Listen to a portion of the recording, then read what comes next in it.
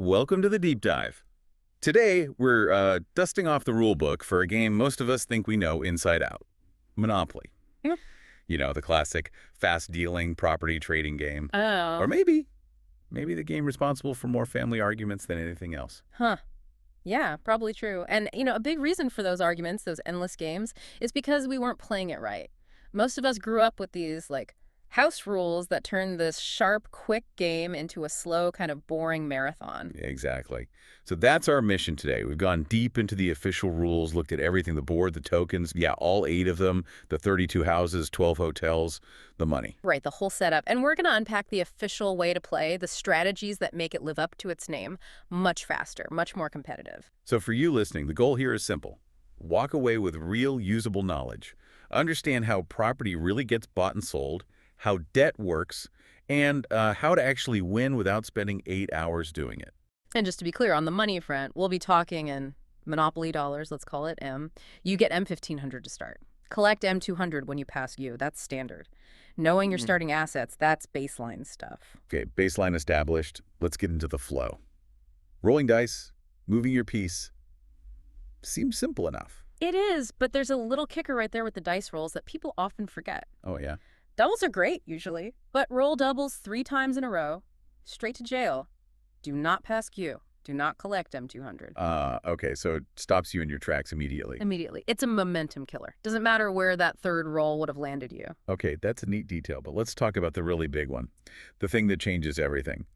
Property acquisition. This is where house rules just completely diverge from the official game, right? This is it. This is moment number 1. The mandatory .auction rule. This rule alone speeds the game up incredibly. Okay, so walk us through it.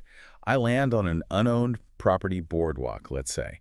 I don't have the cash, or maybe I just don't want it right then. In my house growing up, I just say pass, and boardwalk sits there. And that right there, that's the game killer house rule. The official rule is crystal clear. If you land on an unowned property street, railroad, utility, or whatever, and you choose not to buy it for the list price, Yeah. the banker must immediately put that property up for auction. Wait, hang on. Immediately. So there's no choice. It has to be sold right then and there. Right then and there. No property should ever sit unowned after a player lands on it and declines to buy. The banker kicks off the bidding, usually low, maybe M10. And anyone can bid. Anyone, Yeah. including the player who just declined to buy it. They might try and snag it for cheaper than list price. Even the banker can bid if they're also playing as a regular player. Bids can go up by as little as M1. Wow. Okay, so for you playing, this changes the whole dynamic. It forces properties into circulation. No more waiting turns and turns for someone to land on Park Place again. Exactly. It's pure economic pressure. Properties get snapped up fast, sometimes cheap if everyone's broke, but often, especially for good ones, the auction drives the price way above the list price. It just ensures the board fills up quickly. Okay, so properties are moving fast thanks to the auction. Now, how do we actually start making money off them? Building houses, right? That's the path to bankrupting opponents. That's the goal. But first step, you need the complete color set, a monopoly. Can't build anything until you own all the properties of one color. And you can buy houses anytime, or only on your turn. You can actually buy them during your turn or even between other players' turns.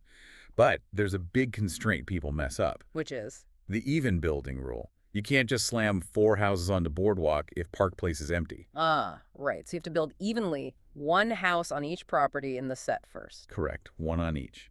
Then you can start adding the second house to each again evenly. Same for the third and the fourth. 4 houses is the max per property. 4 houses max. Then, if you want to go further, you trade those 4 houses back to the bank, pay the hotel cost listed on the deed, and you get 1 hotel. And there's another catch, right? About mortgages. Crucial one. If any property in your color set is mortgaged, you cannot build houses or hotels on any property in that set, period. You have to unmortgage everything first. Okay. Prevents you from, leveraging debt while still building up income. Let's talk costs. We saw in the rules, houses aren't all priced the same. It varies a lot. Oh, absolutely. Houses on the light blues or browns, pretty cheap, maybe M50 each. But get up to the greens or the dark blues, you're looking at M200 per house. Big difference in investment. So, the orange property, say St. James Place houses might be M100 each, but Boardwalk needs M200 per house. Exactly. The upfront cost is way higher on those prime spots, but the rent you collect later, astronomical. It's that trade-off. Quick, cheap development versus slower, much more expensive, but ultimately more powerful development. This leads to something really interesting. And another thing totally ignored in house rules.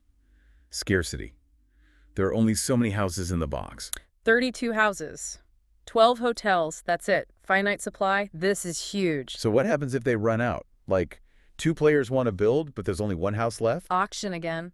Banker auctions off that last house. Bidding starts at M10. Winner gets the last house. And if there are literally 0 houses left in the bank? Then you wait. You simply cannot build until someone else goes bankrupt or decides to sell their houses back to the bank, maybe to raise cash or upgrade to hotels. That is intense. You could strategically buy up houses just to cause a shortage, even on properties you don't plan to develop heavily yet. That's advanced play. Cornering the housing market is a legitimate and brutal official strategy. Pure economic warfare. Okay, quickly on the other properties. Railroads. Simple enough. Rent starts at M25 if you own one. Own two, it's M50. 3, M100. Own all 4. M200 every time someone lands on any of them. Solid income. And the utilities, electric company, and waterworks.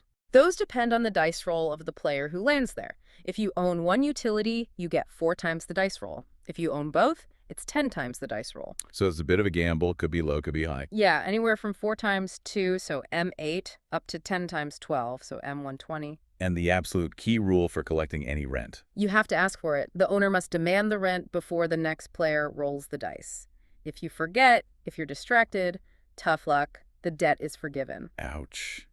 No mercy. Okay, so this fast-dealing, auction-driven game inevitably leads to people running out of money, debt. What are the official ways to dig yourself out of a hole? 2 main ways before you hit bankruptcy. First, sell your buildings back to the bank. For full price? Nope, half price, houses sell back for half what you paid. And remember that even building rule. It applies to selling too. You have to sell them back evenly across the color set, 1 layer at a time. Okay, so you dismantle your empire piece by piece. What about hotels? Sell a hotel back, you get half its cost price from the bank, and you immediately get 4 houses back in exchange for that hotel piece. Those houses go back onto the property. Ah, so the bank doesn't just get the hotel, it gets 4 houses back into circulation, potentially. Exactly. Which could break a housing shortage, maybe? The second way to raise cash is mortgaging the property itself, the land. Right. But you can't just mortgage it if it has houses, can you? No, absolutely not. Step 1. You must sell all buildings, houses, or hotels on all properties within that color set back to the bank. Half price, of course. Sell everything in the whole color group first. Okay. Then, once the properties in that set are clear of buildings, you can flip the title deed card face down. The bank gives you the mortgage value printed on the back of the card. And the downside? You cannot collect rent on mortgaged property. And to unmortgage it later, you have to pay the bank back the mortgage value plus 10% interest. 10%? Okay, so it's costly to get it generating income again. What about deals between players? Can I sell you Boardwalk directly if I need cash? Oh yeah, the trading rules are super flexible. Players can buy, sell, or swap unimproved properties, streets, railroads, utilities, plus cash, plus get-out-of-jail-free cards anytime, for any price or combination you both agree on. So total free market negotiation for the land and cards. Pretty much. The one thing you cannot trade directly between players is buildings. Houses and hotels must be sold back to the bank first. Then you can trade the cleared property. Got it. Okay, so despite these measures, someone eventually goes bust. Bankruptcy. What happens then? Does it matter who you owe the money to? It matters hugely, makes a big difference. Let's say you owe the bank maybe for income tax, or you bought a property you couldn't quite afford. Okay, debt to the bank. You turn over everything you own to the bank. All your properties, any get-out-of-jail-free cards, any mortgages on those properties are just canceled. The bank takes clear title. And then? Does the bank just hold them? No way. That would slow the game down. The banker immediately auctions off every single one of those properties individually to the highest bidder, gets them straight back into play. Ah, so bankruptcy to the bank actually injects potentially valuable unmortgaged properties back onto the market fast. Keeps the churn going. Now, what if you owe another player? Say you land on their hotel on Boardwalk and owe them M2000, but you only have M500 cash. Right. Debt to another player. You give that player all your cash. You give them any get-out-of-jail-free cards you have, and you give them all your properties. All of them, even ones that are mortgaged. Yes, and this is the really critical part. The player you owed money to inherits all your properties, including the mortgage ones, with the mortgages still attached. Whoa. So they get the assets, but they also immediately get the debt obligation. Instantly. And they have an immediate decision to make for each mortgage property they just received. Which is? Option 1. Pay the bank the 10% interest charge right now just to keep the property mortgage under their name. They still can't collect rent, but they hold the land. Option 2. Pay the bank the full unmortgage cost. Right now, that's the original mortgage value, plus the 10% interest to clear the mortgage immediately. They have to do one of those immediately. They can't just sit on it. Must do one or the other right away for every single mortgage property they inherit. They can choose differently for different properties, maybe pay off one, keep another mortgaged, but they have to deal with that inherited debt instantly. That could be a poison chalice. Yeah. Getting a bunch of property that forces you to spend a ton of cash immediately. It absolutely can. Receiving assets from a bankrupt player isn't always a pure win. It forces hard choices. Again, keeps the pressure on. Okay, let's shift gears slightly. Talk about a couple of massive misconceptions that really drag the game out. Starting with jail. It feels like punishment, like you're totally out of the game for a bit. Yeah, people treat it like a penalty box where you just sit and do nothing. That's completely wrong and honestly a terrible strategy. So what can you do while you're in jail? Almost everything. You can still collect rent from properties you own. You can still participate in auctions. You can buy and sell houses and hotels if you have monopolies. You can mortgage properties. You can trade with other players. Really? So jail just stops you from moving around the board? That's basically it. It's a pause on your movement, not a pause on your economic activity. You can absolutely be wheeling and dealing, building up your empire, all while sitting in that corner square. Sometimes, late in the game, staying in jail for a turn or two can even be good. Avoids landing on opponents' developed properties. Huh. Okay, fair point. Yeah. How do you get out officially? 3 ways. 1. Pay M50 fine before you roll a dice on either of your next 2 turns. 2. Use a get-out-of-jail-free card if you have one or buy one from someone. 3. Roll doubles on any of your next 3 turns. If you try for 3 turns and fail to roll doubles, on the 3rd try, you must pay the M50 fine, and then you move the number of spaces shown on that roll. Right, so you're not stuck there forever. Yeah. Max 3 turns trying for doubles. Yeah. Okay, now for the absolute cardinal sin of house rules. The one thing the official rules practically beg you not to do. Oh, yeah. The big one. Never, ever, ever put money in the middle of the board for landing on free parking. There's no jackpot. 0. Zilch. Nada. Landing on free parking officially means nothing happens. You just take a breather. That's it. Why is putting cash there so bad for the game? Because it injects unearned money into the economy. It acts like this random bailout. It completely undermines the scarcity of cash, which is supposed to be tight. It keeps players who should be going bankrupt afloat artificially, dragging the game on forever. It breaks the core economic engine. It ruins the whole point of managing your money carefully. Right. Okay, what's the other major house rule to ditch? No loans between players, ever. And no deals like, okay, I won't charge you rent on Boardwalk if you don't charge me on Pennsylvania Avenue. So no collusion, no friendly favors. Absolutely not. The game is called Fast Dealing Property Trading Game, not Let's All Hold Hands and Survive Together game. The rules are designed for ruthless competition. Loaning money or waiving rent just prolongs the inevitable and dulls the edge. So putting it all together, the main takeaway for you, the listener, seems to be that the official rules are deliberately designed to be, well, brutal. Brutal, but fast. Mandatory auctions force property into play. Strict building rules create scarcity. Immediate debt consequences, even in bankruptcy, keep the pressure high. No free parking handouts means cash stays tight.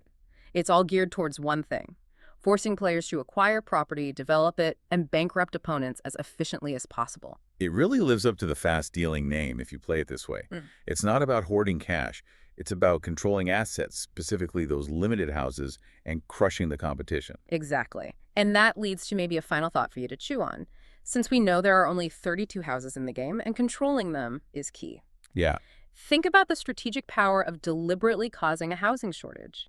If you can get a monopoly, say the oranges or the reds, and quickly build them up to 4 houses each, maybe even before anyone else has a monopoly, you could potentially use up half the houses in the game. Leaving very few for anyone else to build with, even if they get their own monopolies later. Precisely. How quickly could you corner that market?